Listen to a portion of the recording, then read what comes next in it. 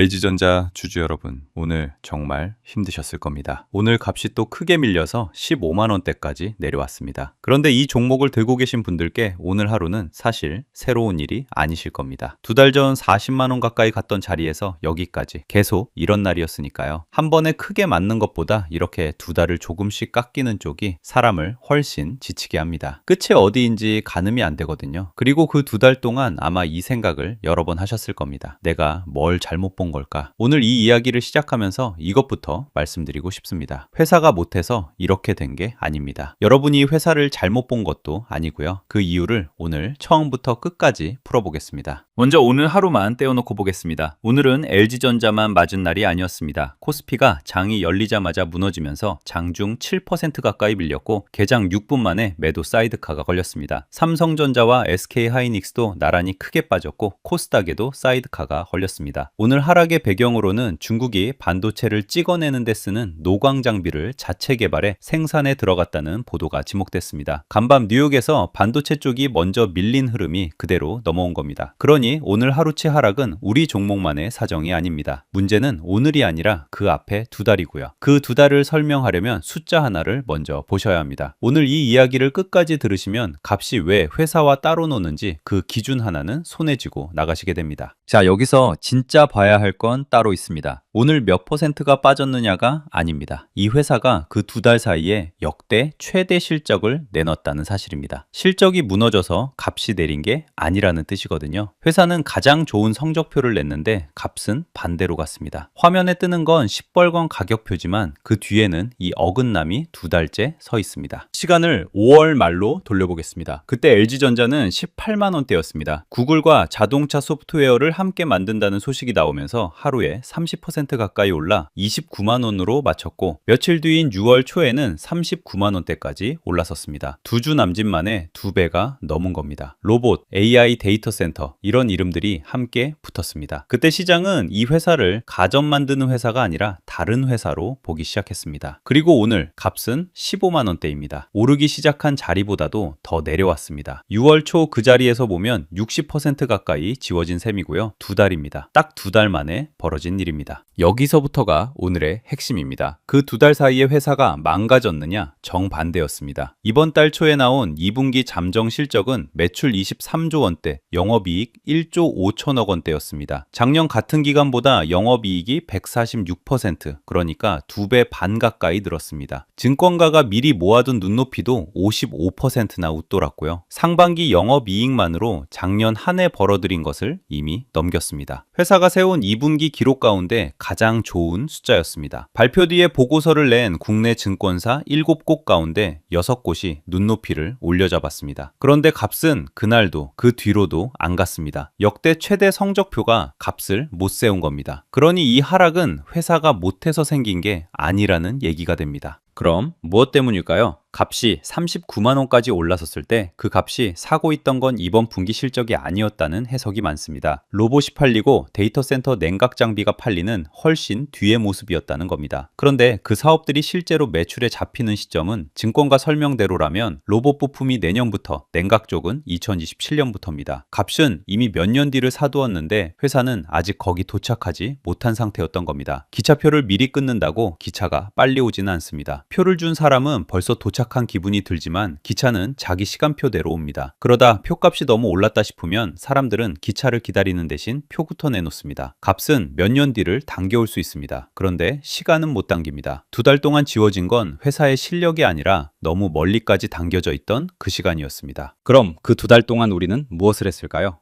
6월 초 값이 처음 크게 꺾였을 때 외국인은 250만 주 넘게, 기관은 35만 주 넘게 팔고 나갔습니다. 그 물량을 받아낸 쪽은 개인이었습니다. 40만 원 가까이를 받던 눈에는 30만 원이 반값처럼 보였을 겁니다. 담았는데 더 빠집니다. 25만 원, 여기가 진짜 바닥이지 싶어 또 담습니다. 또 빠집니다. 그렇게 몇 번 하고 나면 정작 지금 15만 원대가 된 자리에서는 쓸 돈이 남아있지 않습니다. 여기서 우리 마음이 부리는 속임수가 하나 있습니다. 값이 싼지 비싼지를 회사에 견주는 게 아니라 내가 본 제일 높은 높은 숫자에 견줘서 판단한다는 겁니다. 40만 원을 본 눈에는 20만 원이 무조건 싸 보입니다. 그런데 그 40만 원이 몇 년 뒤를 미리 당겨온 값이었다면 그 숫자를 자로 삼는 순간 싸다는 감각 자체가 같이 흔들립니다. 여기 자를 하나 더 놓아보겠습니다. 이 회사 값은 1년 안에 7만 원대였던 적도 있습니다. 40만 원을 자로 쓰느냐 7만 원을 자로 쓰느냐에 따라 지금 이 값은 전혀 다르게 보입니다. 어느 쪽이 맞다는 얘기가 아닙니다. 우리가 자를 하나만 주고 본다는 게 문제라는 얘기입니다. 이건 여러분이 유난해서가 아닙니다. 사람 눈이 원래 그렇게 생겼습니다. 그래서 오늘 딱 하나 챙기셨으면 하는 게 있습니다. 회사가 가는 길과 값이 움직이는 시점은 원래 어긋나 있다는 것입니다. 회사가 신사업에서 실제로 돈을 벌기까지는 그 회사의 시간이 필요합니다. 값은 그 시간을 미리 당겨서 매길 수도 있고 반대로 한참 뒤로 미뤄둘 수도 있습니다. 지난 2달은 너무 앞서 당겨놓은 값이 제자리를 찾아가는 구간이었다는 해석이 나오는 대목이고요. 이건 이 회사만의 일도 아닙니다. 마침 내일과 모레 우리 반도체 두 회사도 실적을 내놓는데 거기서도 좋은 숫자가 값을 그날 바로 세워주지는 않을 수 있습니다. 여기서 우리가 붙잡을 게 하나 있습니다. 세력이든 큰 돈이든 손댈 수 있는 건 오늘의 값뿐이고 회사가 그 길을 걸어가는 시간은 아무도 앞당기지 못한다는 겁니다. 그리고 큰 돈에는 성과를 내야 하는 시한이 있지만 우리에겐 없습니다. 그래서 어느 날의 값을 맞추려 드는 대신 시간에 나눠서 담는 방식이 있는 겁니다. 바닥이 어디인지는 끝내 못 맞춰도 시간을 길게 쓸 수 있는 쪽은 우리니까요. 가격 말고 숫자 뒤를 본다는 게 딱 이런 때 쓰는 말입니다. 그래서 지금 서 계신 자리에 따라 보셔야 할 게 다릅니다. 높은 자리에서 담으셨다가 마음 무거우신 분은 40만 원이라는 숫자를 기준에서 먼저 내려놓으시는 게 시작입니다. 그 숫자가 자로 남아있는 한 지금 값이 싼지 비싼지에 대한 감각이 계속 흔들립니다. 현금을 들고 지켜보신 분은 값이 많이 내렸다는 사실 하나만으로 서두르지 않으셔도 됩니다. 2달 전 그 값이 무엇을 당겨온 값이었는지 그게 아직 정리되는 중이라는 해석이 나와 있으니까요. 오래 들고 오신 분이라면 앞으로 나올 회사 설명에서 지나간 분기 숫자보다 신사업 시간표를 더 눈여겨보시면 좋겠습니다. 언제 돈이 되는지 그 시점이 결국 값과 회사 사이의 거리를 정하거든요. 세 자리 모두 공통인 게 하나 있습니다. 오늘 값을 회사에 대한 평가로 읽지 않으시는 겁니다. 오늘 값은 회사에 대한 평가가 아니라 시간에 대한 계산입니다. 그런데 말은 이렇게 쉬워도 막상 그 시간을 버티는 게 제일 어렵습니다. 오늘처럼 무너지면 다 정리하고 싶고 조금이라도 오르면 지금이라도 실어야 하나 싶어집니다. 저 역시 그 마음에 숱하게 무너져 봤고요. 그래서 저는 그 흔들리는 마음을 대신 붙잡아줄 방법을 오래도록 붙들어 왔습니다. 무릎에 사서 어깨에 팔아라. 이 말의 진짜 뜻을 아시나요? 다들 싸게 사서 비싸게 팔라는 얘기로 이해합니다. 그런데 그래놓고 정작 하는 건 아이러니하게도 떨어지는 칼날에 손부터 뻗는 일이죠. 시장의 추세에 맞서서 반대로 매매를 한다는 겁니다. 이 격언의 전제는 하나입니다. 바닥은 아무도 못 맞힌다. 그러니 발바닥 각질까지 맞추려 들지 말고 저점이 나왔고 이제 반등이 시작된다는 근거가 갖춰진 다음 그때 움직이라는 얘기입니다. 말은 쉽죠? 근데 그 무릎이 어딘지 우리는 어떻게 알 수 있을까요?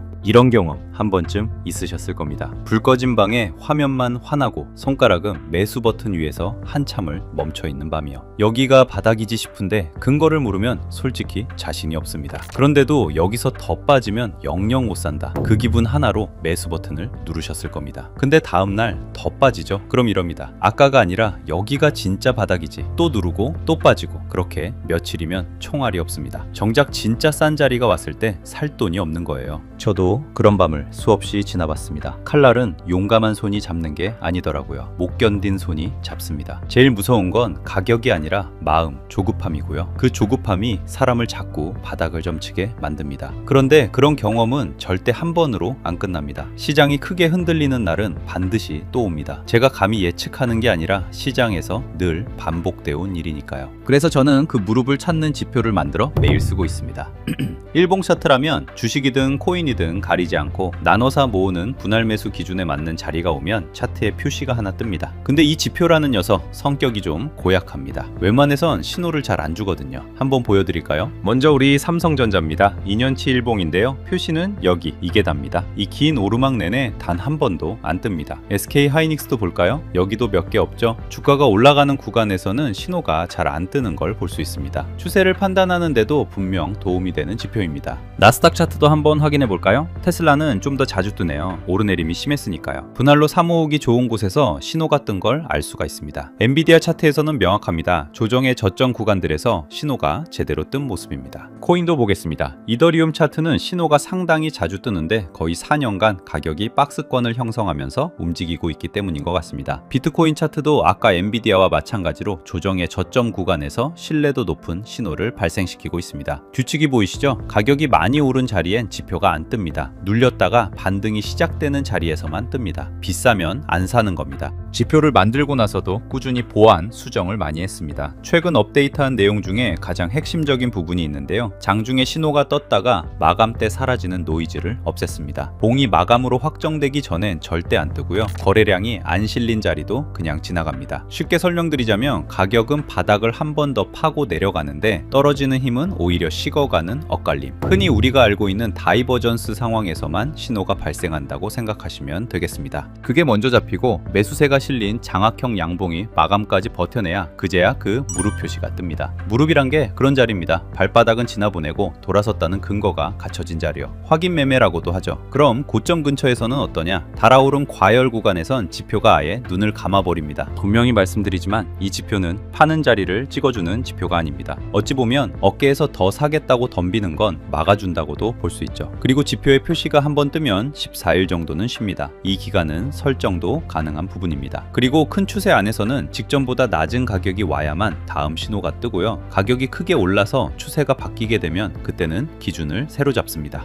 한 가지 이건 분명히 해두고 싶습니다. 차트에 신호가 떴다는 건 무조건 사라는 뜻이 아닙니다. 여기 보시죠. 표시가 뜨고도 그 뒤로 더 내려간 자리입니다. 이런 자리 당연히 있습니다. 매수를 고려해 볼 만한 자리가 왔으니 본인이 직접 들여다보고 판단하실 차례라는 신호일 뿐입니다. 종목 선정도 사고 파는 결정들은 처음부터 끝까지 본인의 판단에 따르게 되어 있습니다. 그래서 이 지표는 어디까지나 여러분들의 의사결정에 보조가 되는 하나의 도구일 뿐입니다. 이렇게 까다롭게 설정을 해놓다 보니 신호가 뜨는 날보다 안 뜨는 날이 훨씬 많습니다. 처음엔 저도 고장났나 싶었거든요. 근데 지나보니 알겠더라고요. 그 기다림이 저를 한 단계 더 성장하게 만들어주고 있었다는 걸요. 그리고 신호가 뜨면 알림이 오게도 설정이 가능해서 요즘은 저도 알림이 울려야 차트를 엽니다. 그전엔 볼 게 없으니까요. 오늘 제가 만든 이 지표를 원하시는 모든 분들께 나눠드리겠습니다. 따로 구독이나 결제 같은 비용이 발생하지 않습니다. 무료로 드리는 거고 영상 좋아요와 채널 구독 그리고 따뜻한 댓글 한마디만 작성해 주시면 저는 그걸로 충분합니다. 신청하시는 방법은 영상 설명란이나 고정 댓글을 참고해 주시고요. 아직 차트가 멀게만 느껴지시는 투자 초보자분들, 조급함 때문에 투자를 망치고 있는 게 아닌가 걱정되시는 분들은 분명 이 지표가 도움이 많이 되실 거라고 생각합니다. 제가 준비한 영상은 여기까지고요. 저는 열심히